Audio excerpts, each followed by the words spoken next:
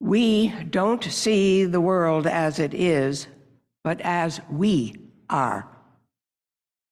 Whenever we are looking at the world, we are staring at our own mind, its thoughts, ideas, and interpretations. Your mind paints the world.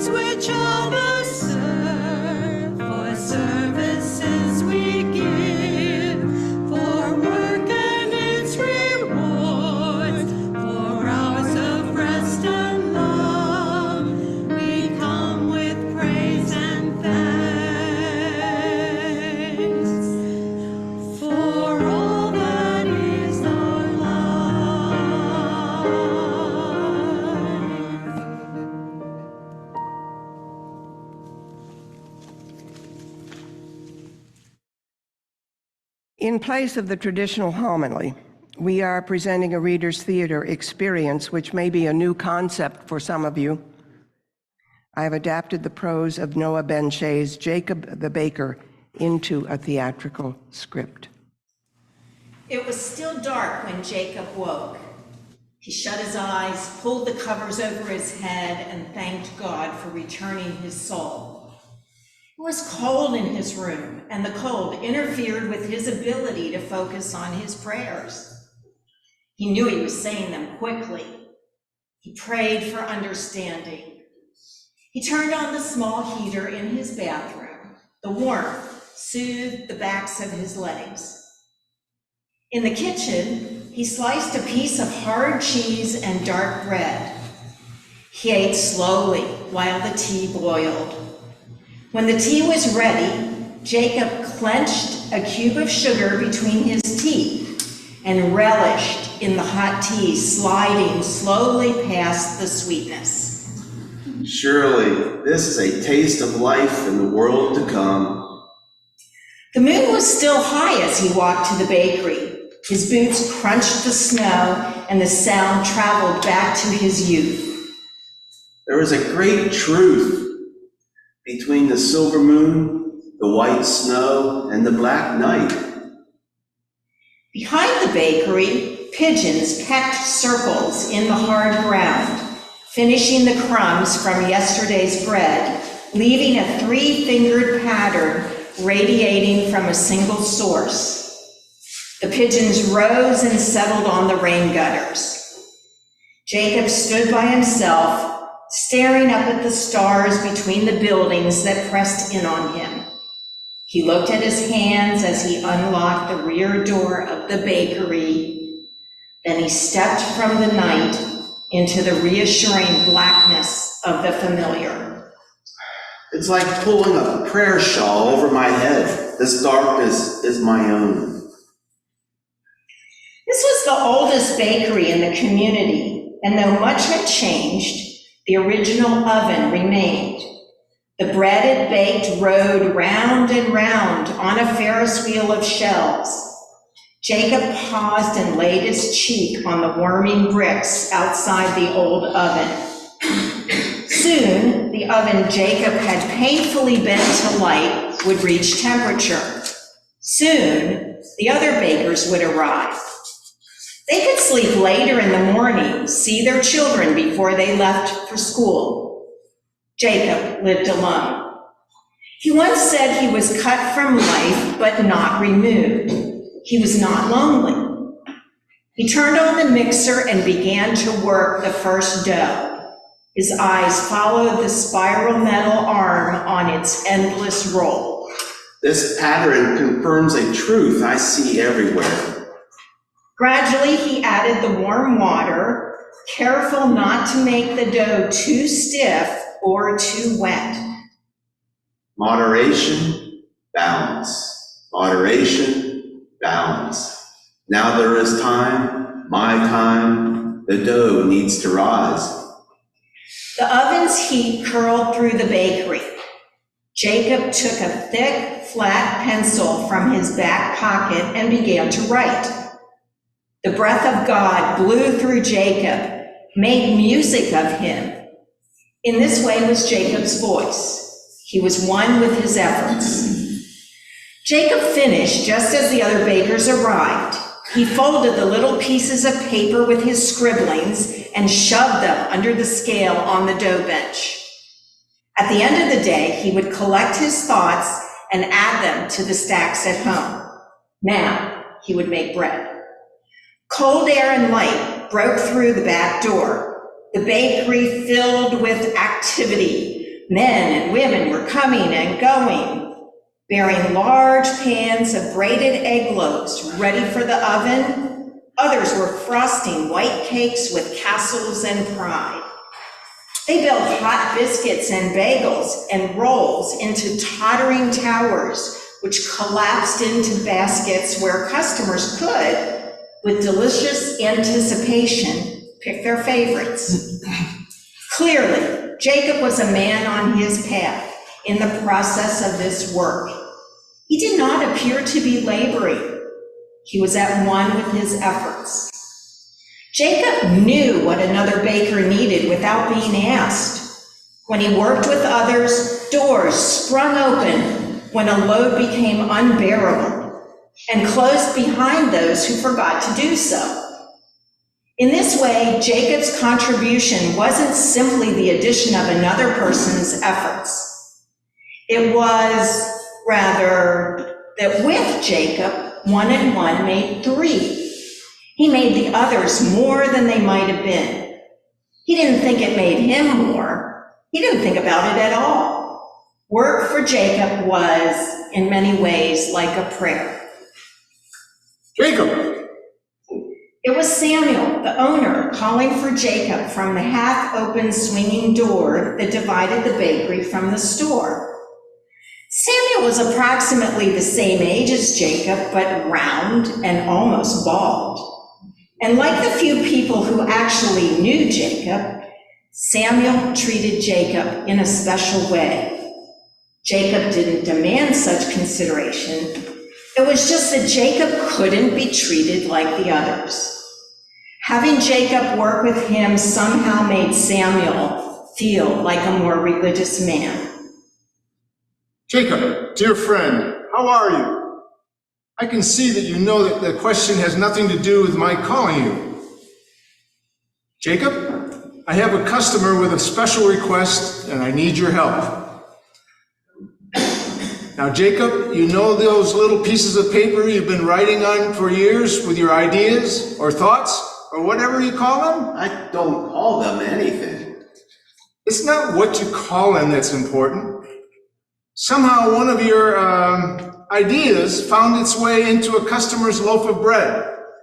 And this lady thinks I put it there on purpose. Now she wants me to sell her the bread for a community dinner. But each of the loaves must have one of your thoughts in it. So what do you say? Will you do it? Well, what was written on the piece of paper in her bread? I don't know. Why don't you ask the lady? She wants to meet you. Come on up front. Like a reluctant character dragged before the footlights on a giant stage, Jacob grew shy when he came into the retail section of the bakery. Waiting there was a dark-haired lady. She was holding gloves in one hand and a purse in the other. She shifted her purse to the same hand that held her gloves so that she could reach out and greet Jacob. Jacob wiped his hands on his apron before taking her hand. Did you write this? Wisdom does not make me full. It fills me with hunger. Yes.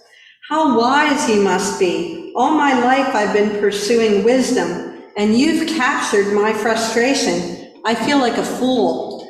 Anyone who has struggled with wisdom has felt like a fool.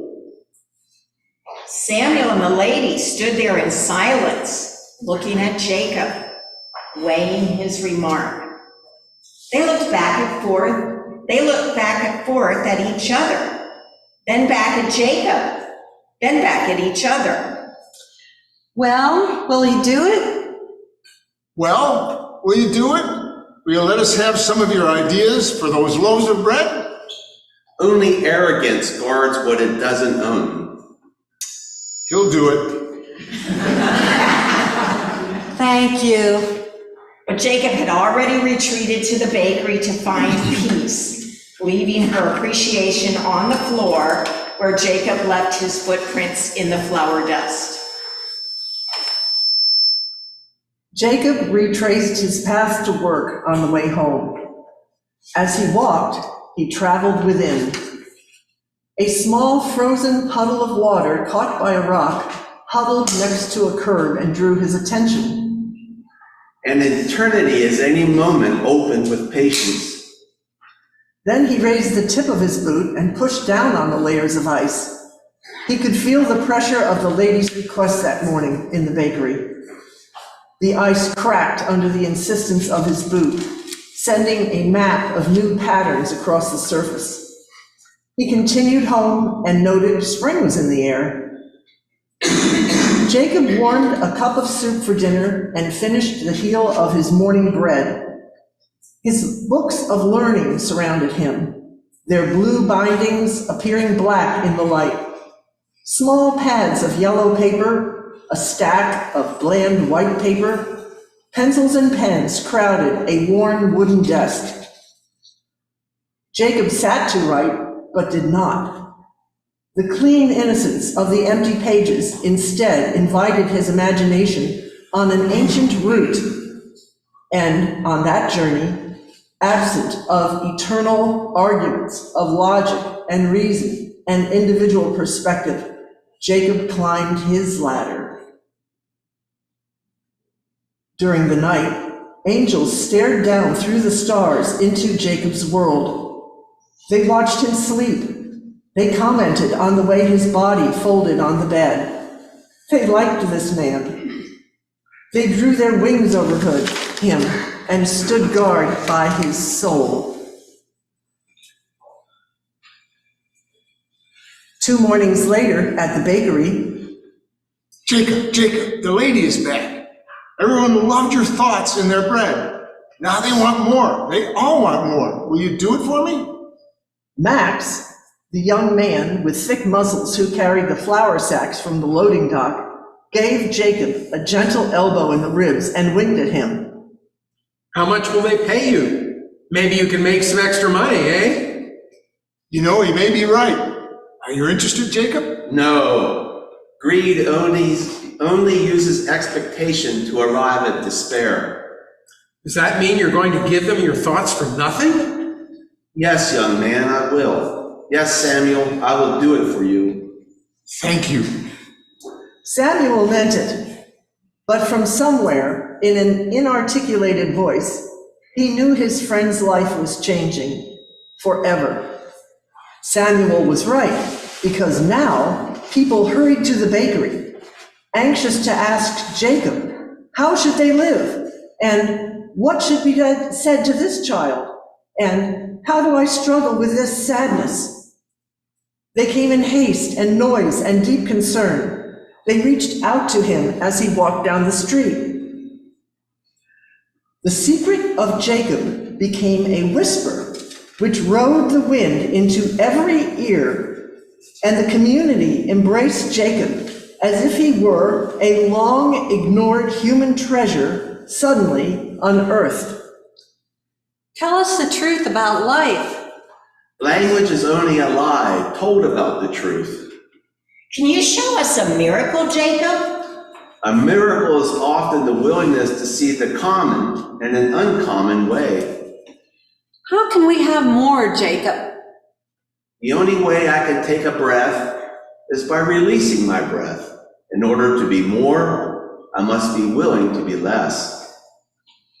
And so the crowd dispersed to consider Jacob's answers and to discuss his ideas with one another. The next evening, a student, a member of the crowd that had gathered the day before, approached Jacob as he was leaving the bakery for his home. The student was obviously troubled by something Jacob had said. Jacob, did you say that what is holy has no beginning or end? Yes, That's not possible. that is because only the possible can be measured. But Jacob, you're not making sense. Yes, now cover your eyes with your hands. Reason explains the darkness, but it is not a light. I'm sorry to interrupt you on your way home, Jacob, but I need to find ease and peace of mind. Can you give me a minute or two? Of course, Mr. Mayor. Jacob, in my dream, I have traveled a long distance and am finally arriving at a great city. But at the entrance to that city, I am met by a tall soldier who says I must answer 2 questions before I am admitted. Can you help me understand this dream? And the questions asked of you in the dream are, The first question the soldier asks is, what supports the walls of the city? the answer comes easily, sir. Fear supports the walls of a city. That's interesting, Jacob, because the second question is, but what supports the fear? The walls. The fear we cannot climb become our walls. Now have a good evening, sir, and more pleasant dreams.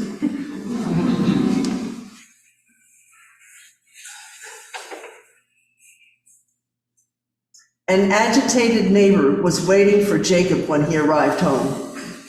And as weary as Jacob was, he was patient with this impatient, agitated man. I'm sorry to bother you with this tonight. Well, but tomorrow I have to leave on a journey. Yes? But I must leave in the middle of the night, and there's no light on the path. Take someone with you. Jacob, what do you mean? If I do that, there will be 2 blind people. You are wrong. If 2 people discover each other's blindness, it is already growing light.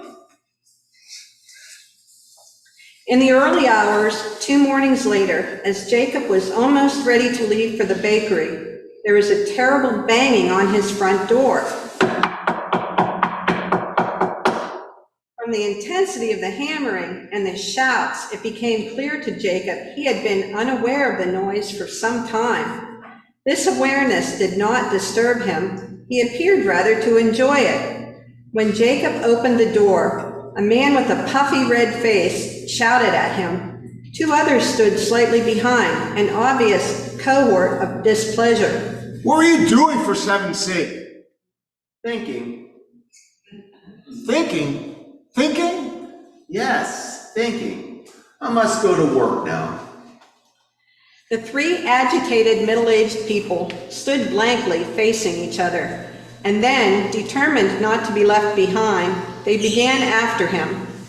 Some moments later, Jacob stopped without warning, and then, to himself, as much as to them, he answered the question they had asked earlier as he hurried on. I was thinking about how many doors there are and how seldom we use them. In order to catch up and talk with Jacob face to face, the cohort had to increase their pace to almost a run. Jacob did stop and wait. When they did approach him, they were too out of breath to speak. They were half bent over, their hands on their hips. Thank you. When the cohort captured their breath, they also revived their anger. The leader tried to bring all his authority to bear in his voice. Look, Jacob, I've seen you for a long time. You're just Jacob the baker. Now everyone wants to ask you questions, and the children come to the bakery after school to spend time with you, to learn from you. And what do you tell them? Jacob was missing the warmth of the huge bakery oven. The sunrise was painting orange cracks in the gray sky. He searched his mind for a door these people might pass through, and then he spoke. I will be glad to tell you what I have been teaching the children, but first, you must all agree to put your fingers in your ears. The cohort did as they were told and stood as a jury directly opposite Jacob, who again began speaking. After a few minutes, the group waved and shouted, trying to draw Jacob's attention. Jacob, hey, Jacob! Said when our fingers are in their ears. Can't hear what's being said. That is what I've been telling your children. Turned away, Jacob entered the bakery and quickly performed the waiting solitary tasks, making up for lost time. The day passed without interruption or incident. At the end of the school day, the town children often came and sat on the flour sacks. Jacob would sit across from the children and they would talk. As Jacob told his stories, he would from time to time shut his eyes. It was as if he were remembering what to say, not be searching through his mind, but by remembering what he saw. Somewhere he had a perfect picture, and the words spoke were a description of this vision.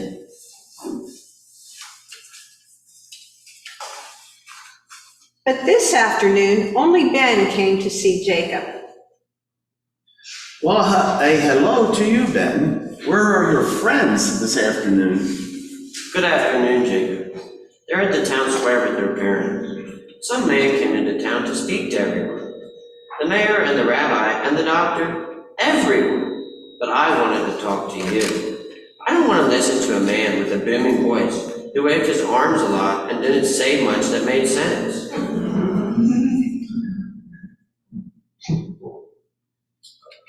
What do you see when you shut your eyes, Jacob? Well, once upon a time, there was a man who had a vision and began pursuing it. Two others saw that the first man had a vision and began following him. In time, the children of those who followed asked their parents to describe what they saw. What their parents described appeared to be the coattails of the man in front of them. When the children heard this, they turned from their parents' vision, saying it was not worthy of pursuit. Now, dear one, what do we discover from this story? I don't know exactly. I'll tell you. We discover children who deny what they have never experienced. We discover parents who believe in what they have never experienced. And from this, we discover the question is not, what do I see when I shut my eyes, but what do you see when you open yours? When I shut my eyes, I don't see anything. What you see is your ignorance. And we cannot find our ignorance, but we can be sure we have lost our wisdom. I was only making a joke.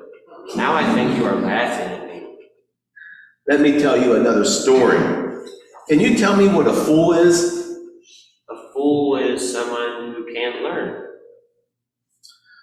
Well, once there was a fool who set out for the king's palace. Along the way, people pointed and jeered at the fool. Why should a man like you be going to see the king? Well, I'm going to be the king's teacher, answered the fool. But his conviction only brought greater laughter from the people along the road. When the fool arrived at the palace, the king thought he would make short work and great jest of this man. So the king, who had the fool immediately brought to the royal court, "Why do you dare to disturb the king?" demanded his majesty. I come to be the royal teacher," said the fool. The king twisted with laughter. "How can you, a fool, teach me?" "You see," said the fool, "already you ask me questions." The court froze silent. The king gathered himself and stared at his ridiculous opponent. "You have offered me a clever response, but you have not answered my questions." "Only a fool has all the answers," came the reply, balanced to a shy smile. But, now the king was sputtering. But what would others say if they knew the king had a fool for a teacher? Well, better to have a fool for a teacher than a fool for a king, said the fool. When he heard this, the king, who was not a bad man, confessed, "Now I feel like a fool." "No," said the man across from him. "It is only a fool who has never felt like one."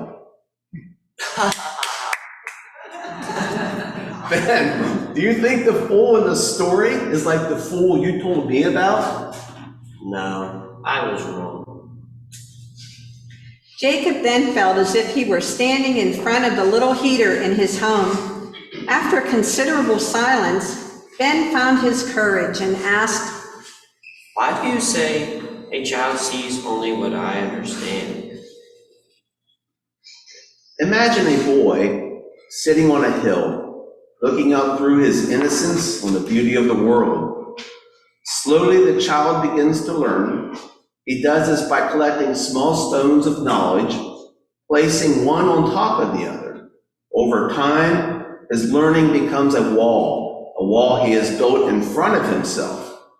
Now when he looks out, he can see his learning, but he has lost his view. This makes the man who was once the boy both proud and sad. Ben sits incredibly still, enthralled with the story and with the man who is telling it. He was, as his friends always felt, as if they were being considered capable of thinking and discernment. The man, then looking at his predicament, decides to take down the wall. But to take down a wall also takes time. And when he accomplishes this task, he becomes an old man. The old man rests on the hill and looks out through his experiences on the beauty of the world. He understands what has happened to him.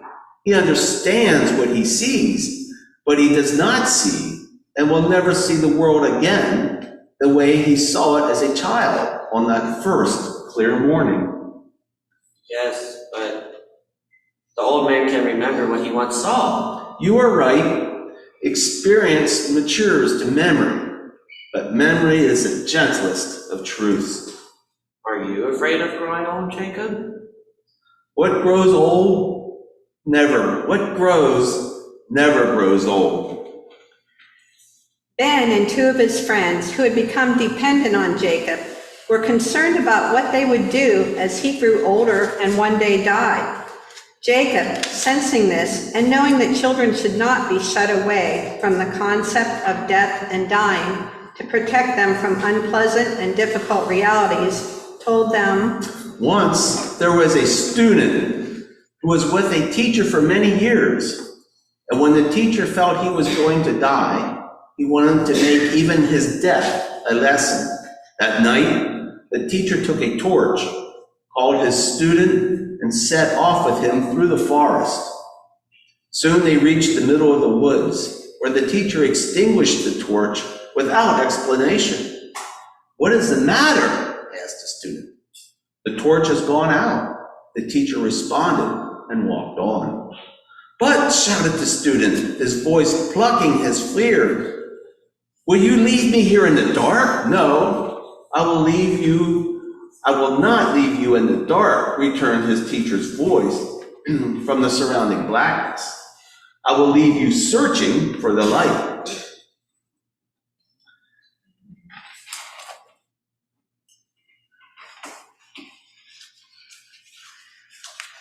When the world went back to their homes, Jacob turned off the lights in the bakery and pulled the door shut behind him.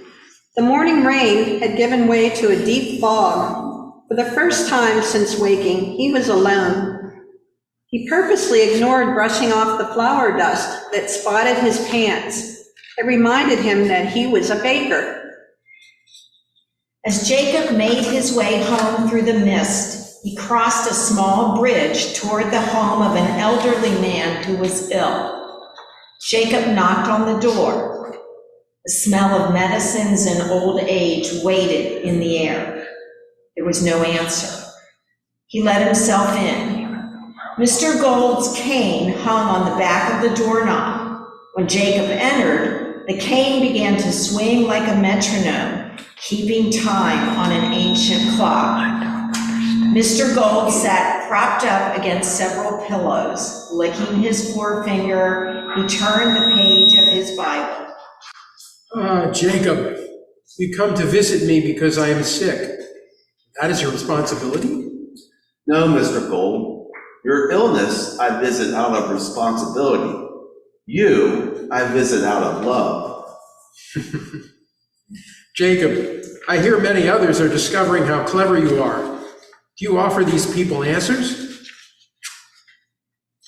Hopefully, I offer them a mirror. Don't be so humble. I wish I had your wisdom. No, you don't. How do you know what I want? How do you know what I want? The next day, Samuel stood patiently in the morning shadows of the bakery, waiting for Jacob and wanting to talk. As soon as Jacob entered, Samuel came to life and the two men worked together, quickly finishing the tasks in awakening a bakery after its rest. I miss these times. I'm not sure I didn't like it better before people discovered your wisdom. The wisdom isn't mine. Don't you see, Jacob? This is the attitude which draws people to you. Look, Jacob, to this community, you are their tzatzik, their holy man. Are you afraid of this power, Jacob? No, doubt picks a man's own pocket. Fear is the pain before the wound. Silence drew its hood around both the men and pulled them closer together. Samuel, for someone to be a true Zodic, he must wake others so they know themselves as their own Zodic, because each of us is a refraction of the original light. People don't have the character to live like this. You expect too much, Jacob. I'm afraid to believe this. Don't be afraid to learn from fear. It teaches us what we are frightened of. Look carefully, and you will see we're all orchards hiding in seeds. You will see inside each of us is a pharaoh, and inside every pharaoh is a slave, and inside every slave is a Moses. We must lead ourselves out of the enslavements we have constructed and called Pharaoh. We must be the Moses in our Egypt. We must be the mountain in our desert. And we are the border we must cross over to enter the promised land. Ah, see what a Zodic you are, Samuel.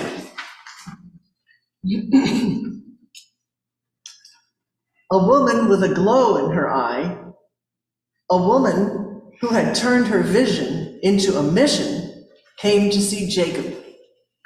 Jacob, I've come to invite you to take up the cause with me.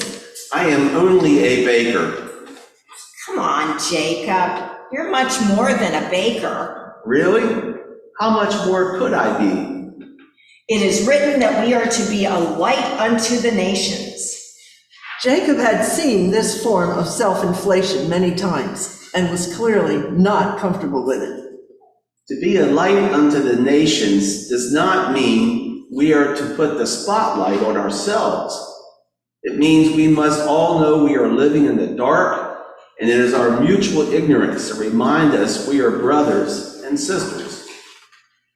But I see the light. Good. Good? I tell you I see the light and all you tell me is good? You should prepare yourself to come with me. I can't, Why? because I do not follow a person, I'm sorry you will not join me. but I am with you. We are all a reflection of the one light. We are all on a journey between destinations that do not exist. We are each other. To think otherwise is a case of mistaken identity.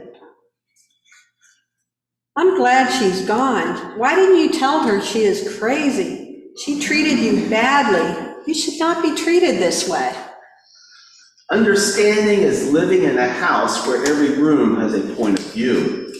Saintly, we may be only mutually agreed upon reality and a handle of convenience we attach to our experience. Perhaps she saw the other realities. Too often, those who do not dream seek to destroy the dreamer by waking him. The part of that woman I did not like is also a reflection of me. That evening, after the children had hurried to the warm light of their homes and settled in with their families, Jacob darkened the bakery, pulled the door closed, and locked it behind him. The night brought its own silence, and this silence carried its own sounds.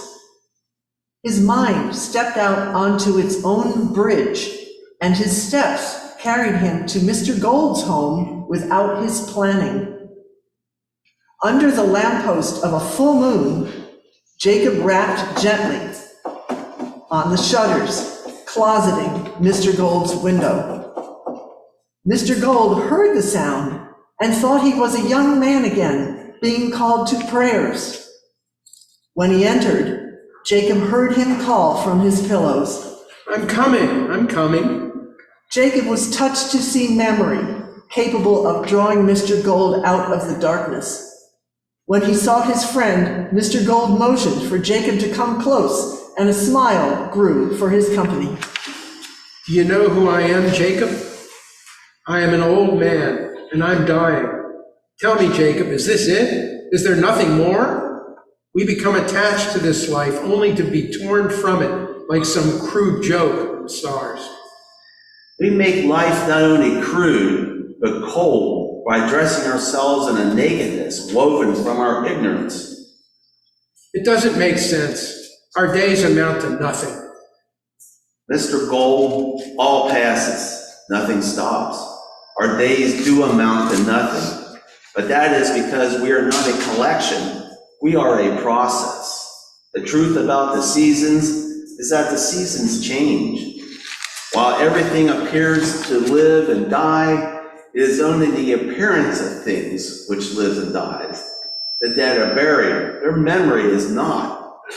You know, Jacob, you are wise, and I am old. Then you already know, Mr. Gold, that the roots of time hold both memory and promise. Will you remember me, Jacob? I promise one day I will join you, Mr. Gold.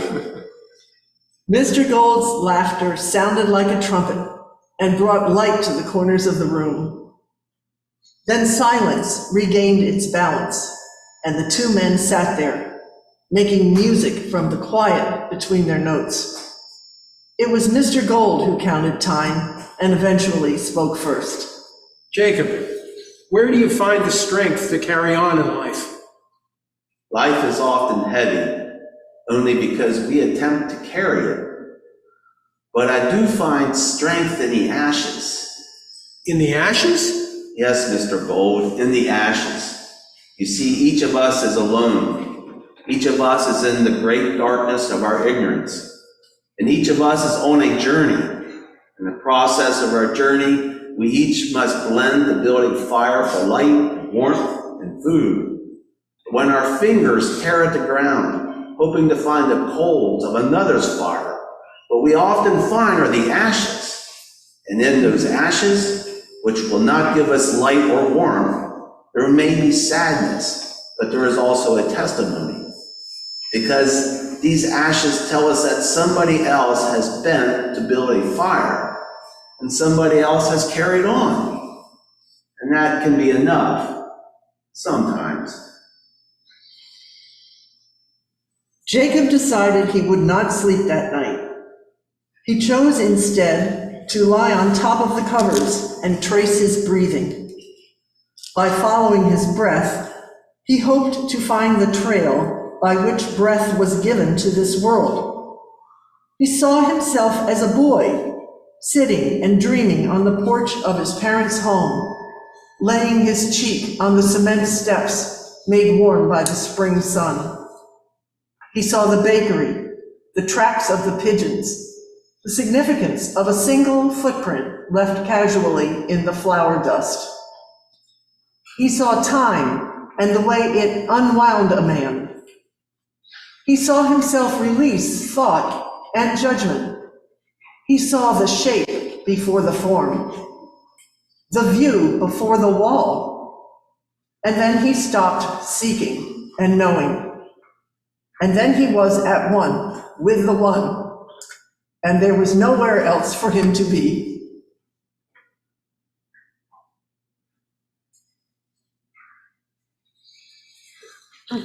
Please join us in extinguishing our chalice, your home chalices, if you have lit them, with these words: we extinguish the flame, but not the light of truth, the warmth of community, or the fire of commitment. These we carry in our hearts until we are together again.